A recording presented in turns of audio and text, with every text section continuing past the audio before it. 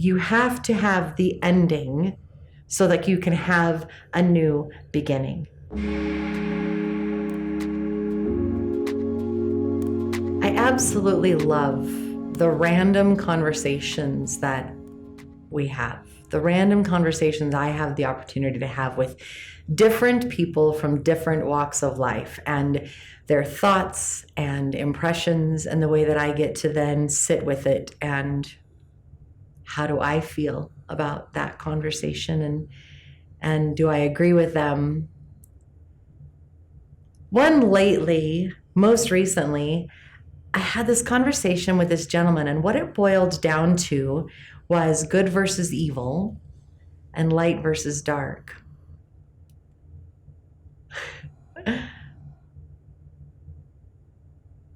There is no light without dark.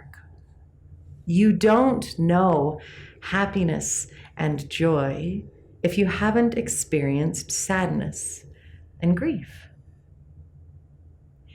And in reality, that grief is a reminder of the joy that you did have. You don't know temperature if you haven't experienced hot and cold, salty and sweet, soft and rough. All of the contrasts in life are so beautiful, and it's cool because it gives us a difference. It gives us a comparison. It gives us choices.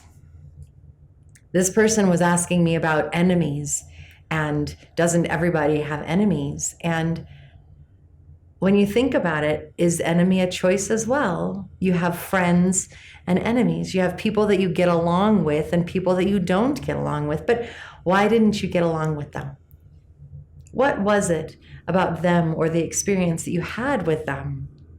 Was there anything internally that you needed to deal with, or that maybe they were bumping up against some experience, the filters that you've had throughout your life, and you say, I really don't like that. It didn't feel good, and it's not quite where I want to be.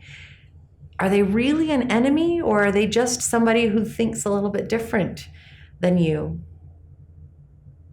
I'm so grateful that we all think different from each other, because this world would be really boring if we all thought the same way. If we all had the same upbringing, if we all had the same experiences, if we all had the same religion and thought processes, we would be like robots that are just kind of going through the motions. But the fact that we all have our own experiences in light and dark and joy and pain and grief, and it adds this depth and dimension to each person that you meet, and to the richness of life that you get to live. The tapestry, all of the different colors that are there in the rug in your life, the journey that you get to live. The next time you have a challenging thought or a challenging experience, take a moment and also see the other side of it.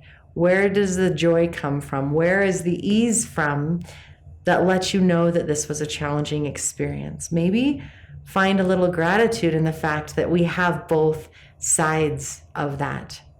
We cannot have a spring where everything comes up new and beautiful and green with flowers and grass and the trees start leafing out. You cannot have that spring if you haven't had a fall where all of the leaves have fallen and all of the flowers have gone for a winter's nap and the grass has gone dormant for a little while. You have to have the ending so that you can have a new beginning. What opposites do you see in your life? And how can you find a little bit of gratitude for the opportunity to have those opposites? Instead of being frustrated for the challenging part, maybe find a little joy and gratitude knowing that you had that challenging part, but you only had that because you knew the other side. Thanks for listening, and have an amazing day.